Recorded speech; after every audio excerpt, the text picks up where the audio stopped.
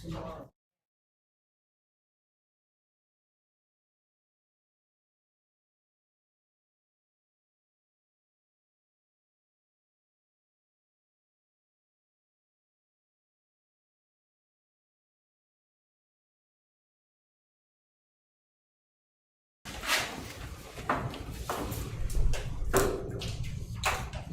Okay, we're good.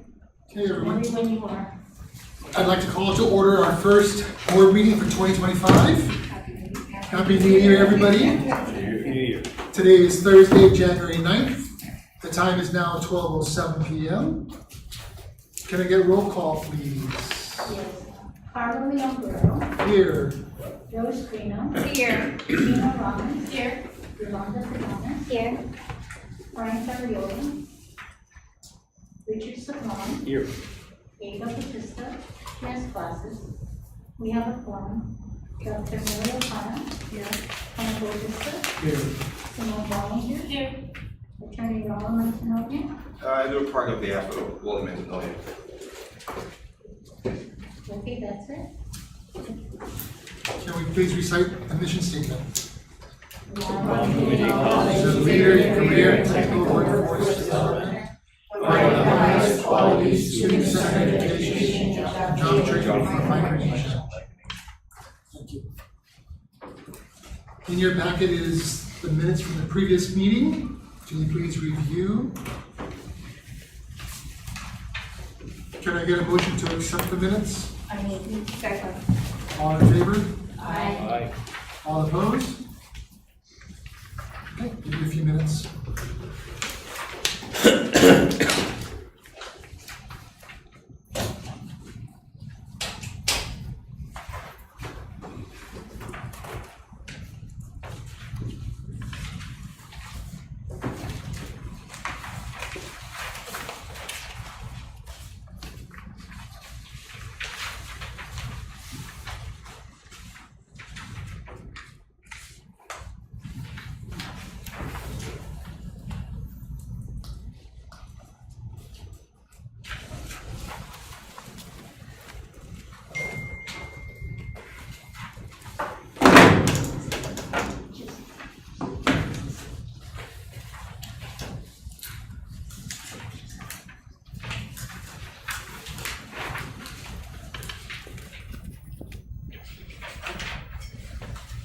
Motion to approve as is with no corrections.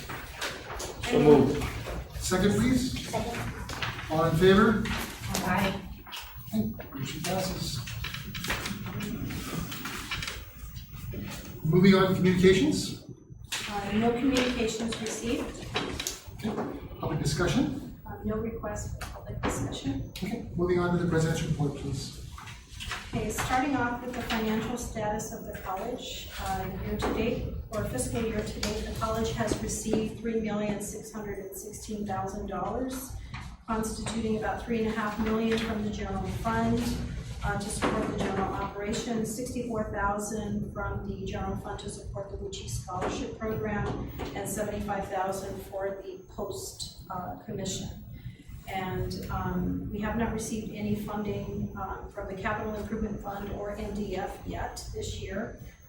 The CIP fund usually comes in after property taxes are paid in February and April. So we encourage everyone to pay their property taxes so that we can get our appropriation to pay. This is used for the debt service for the forensic lab and building. And so that constitutes about 62% of what we have billed on a monthly basis on the appropriation, on the allotment schedule that is submitted at the beginning of the fiscal year.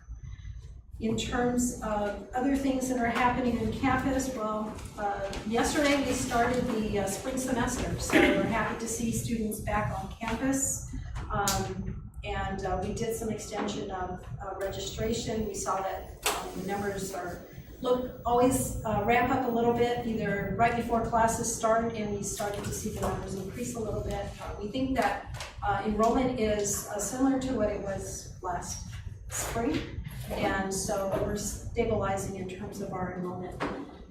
Other things that are happening, you may have seen it in the news that the Young Pacific Leaders Academy for Women Entrepreneur has launched, and so we are receiving applications. That is a State Department funded grant, and the conference will actually be here on campus in April of 2025.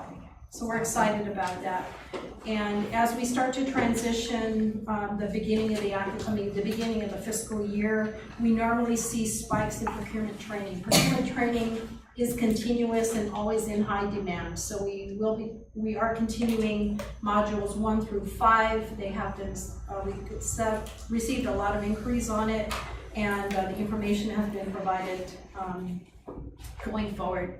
In December, the paramedic students actually completed their 3rd live session here on campus, December 9 to the 18th, and their capstone training, similar to the first cohort that we sent the last time, is in the planning stages for March of 2025. So this is where the paramedic participants actually go to Tyler, Texas for their ride-alongs. How many? I think we have, how many cohorts? 31 paramedics for the second group. Wow, that's good. Yeah, so it's good. The first time we netted 14, 15 students that completed the program. And so at the same time that we're having this second group, we are now setting up the pathway for us to become an accredited paramedic training institution so that we can offer it using the completers of the first cohorts as instructors, and so we're doing that as well. Yeah. So we're heading in that direction to start building our paramedic program.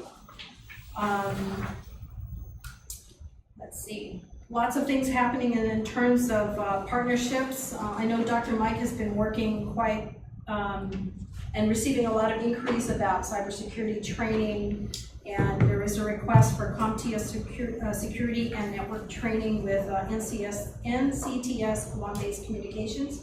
Our former student trustee, Karis Bloss, is in communication with the dean regarding that program. So she works for that outfit and has done that. We're waiting on the finalization of the criminal justice 2+2 with the University of Guam. So that is almost final, just pending the final signatures on that. And then I did attend the Admiral's holiday party, and hopefully we'll get some support in terms of nursing. Okay, that's awesome. For Admiral De Beer's wife is a nurse, and so she will be reaching out with our nursing to be like a co-lecturer and supporting our students in that regard. Let's see. During the Christmas break, we did have students from, in partnership with the Guam Department of Labor, host a 2-week training here. The students did receive their customer service certification, so we had them hosted here on campus. And I think this is the in-school youth that is funded by Department of Labor. What else? Oh, as a follow-up to AACC, we met with Marty Blessman from the Workforce Strategy Group, and we will be doing a follow-up meeting with him. Their focus really is on instructional design and online programs, and so we will be connecting with him, with our instructional designer and workforce development team for further discussion. So they create a lot of learning platforms.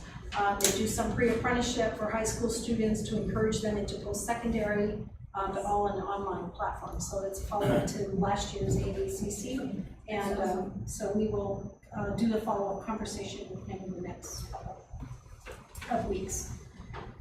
All the administrators' evaluations have been completed for 2024, and they are in the process now of developing their key performance indicators, aligning with the new accreditation standards for this calendar year. And then when the institutional strategic master plan is updated, it's currently in motion.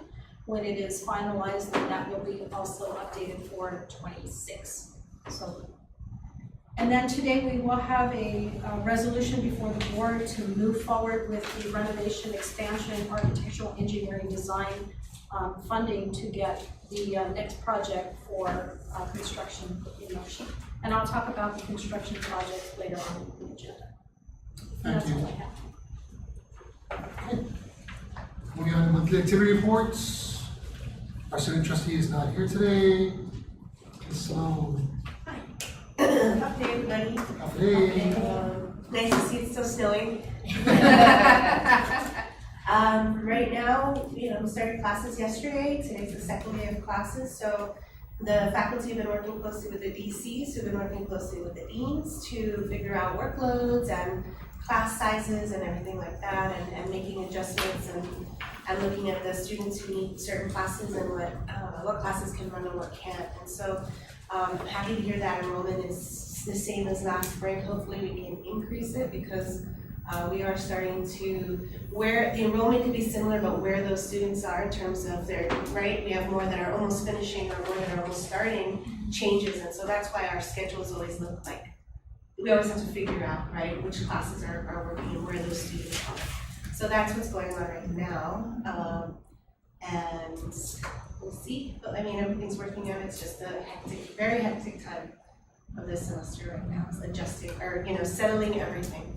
And then once classes are ready and things are settled, then usually it's. Well, it's good to see us driving into campus and seeing all the activity and the lack of parking. Parking is a good sign. Yeah. It's a good sign. It's a good sign. It's a good sign, yeah.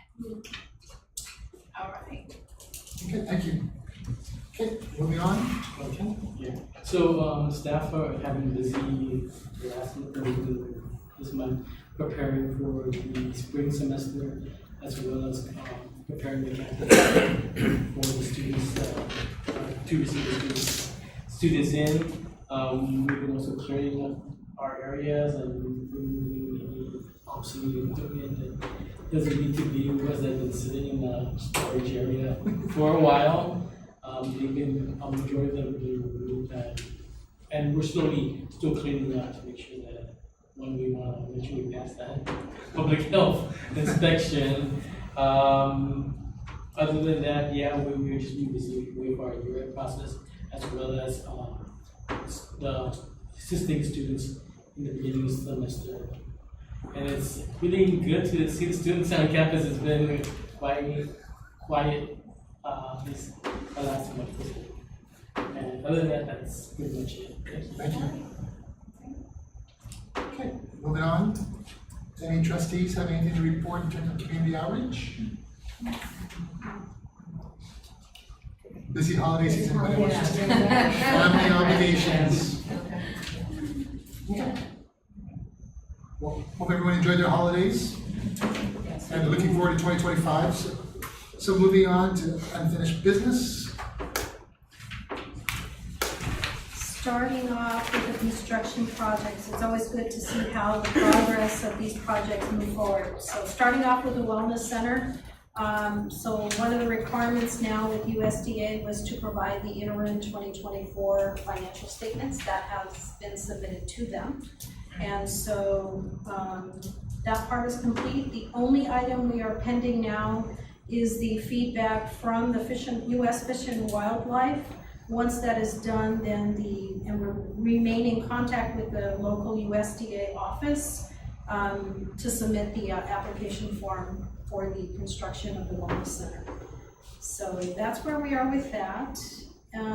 Building B is coming along nicely. It is currently at 90.93% complete. They do still have some work remaining. Right now they're finalizing the aluminum railings, water closets, the booster pump, the water heaters, the air conditioning, and the fire alarm system. So we anticipate that they will be done in the next couple of months, and look forward to that so that we can occupy that building. That's building B. Workforce Development Center in Barragata is currently at 69% complete. We did grant an extension on their timing and basically took into consideration the amount of time it took for the building permit. And so their new completion date is May 31st of 2025, and they're currently working on the partition walls and the floor tiles and the roofings. So again, Workforce Development Center, 69% construction complete. Culinary Arts and Baking Center is also coming along quite nicely. 82.79% completed. And they are, the roof has arrived, and so they have blocked off a portion of the parking, actually not the parking lot, but just the connection between the parking in front of the admin building and the parking near Culinary Arts, so that they can do the installation of the roof. And so they're doing that now, in addition to the fabrication and installation of the exterior ducts and kitchen hoods and the ducting for that and the electrical panels. And so, again, we're also excited for that project. And current timeline is April. Yeah, April of 25. That's currently what we have. April 24, 2025. So that's also this year. The Building 2000 generator still has that one little leg left. They did get the part in, and they are still, they were able to pull the cables, which ended up short. So they just need to finish that little 1% to get the emergency generator up and running. So almost done with that one.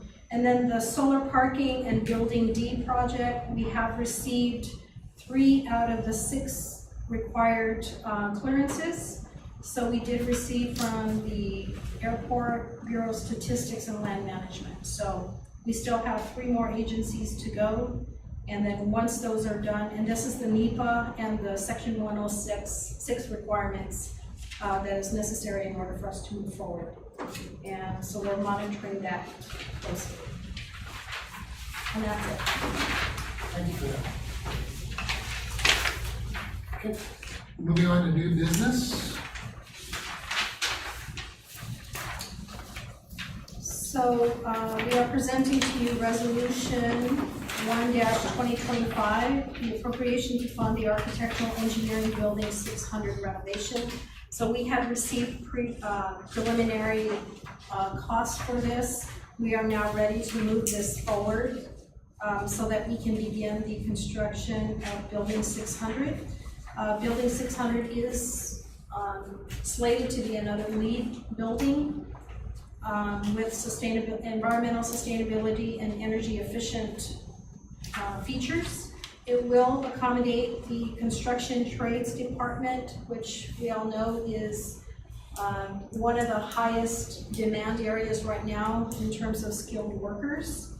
And once the A&E is done, then the college can continue to pursue the additional funding to conduct the renovation.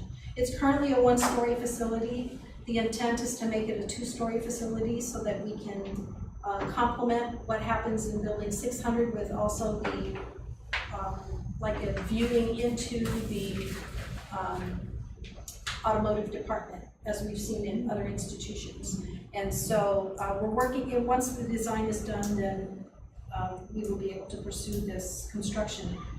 We are asking for the board to appropriate $475,346. This is the price that was given us for the A&E to support this A&E design.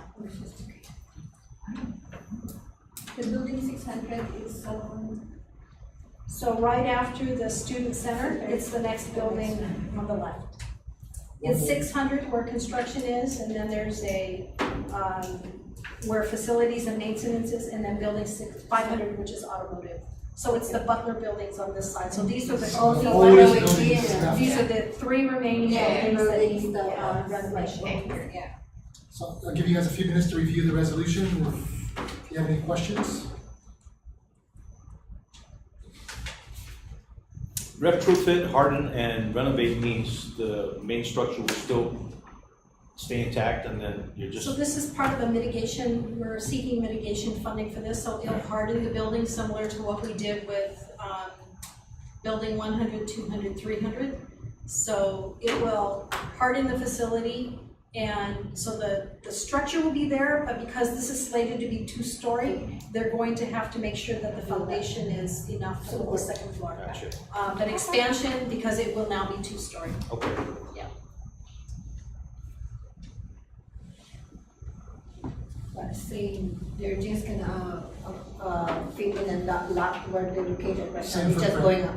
It's going up, so we're not expanding the Funding will- footprint of it, Yeah. we're just going up because, and if you've seen the clearances that we've had to do, there's so much environmental digging that you have to do if you're expanding the footprint versus just taking the current footprint and, doing the expansion upward, vertical. President Okada, after the 475, there's still funding there in case you need it for anything else, right? The other fund. That's correct.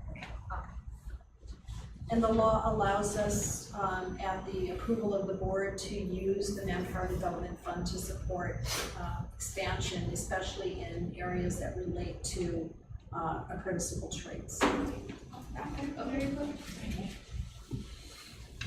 Can I get a motion to approve the resolution, GCC 1-2025? Can I get a second? Second. All in favor? Aye. None opposed? Resolution approved.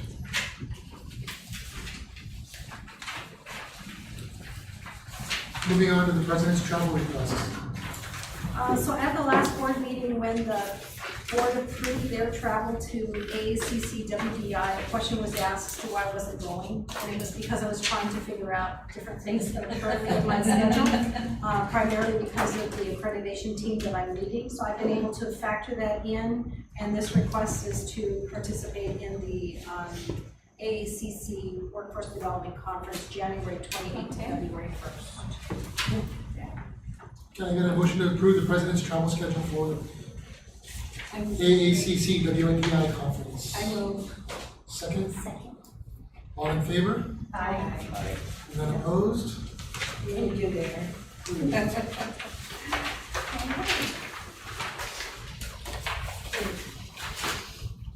Can I get a motion to go into executive session?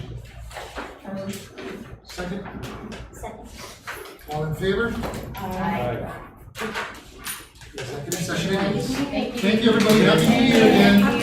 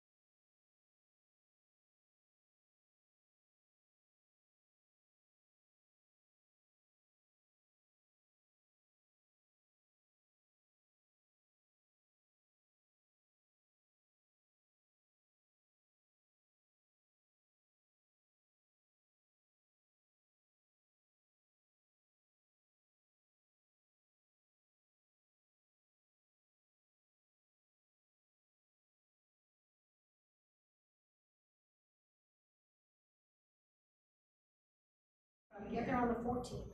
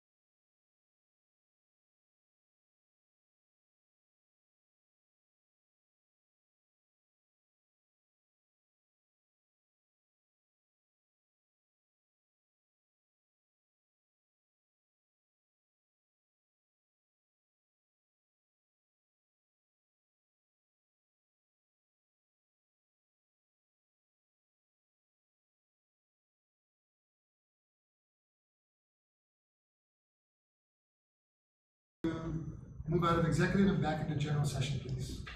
I move. Second? Okay, all in favor? Aye. None opposed? Can I also get a motion to approve the president's report? Okay, all in favor? Aye. None opposed? So moved. Anything else before we adjourn? The next meeting is scheduled for February 7th. And at that meeting, we will be presenting the fiscal year 2026 budget, which is due on the 15th.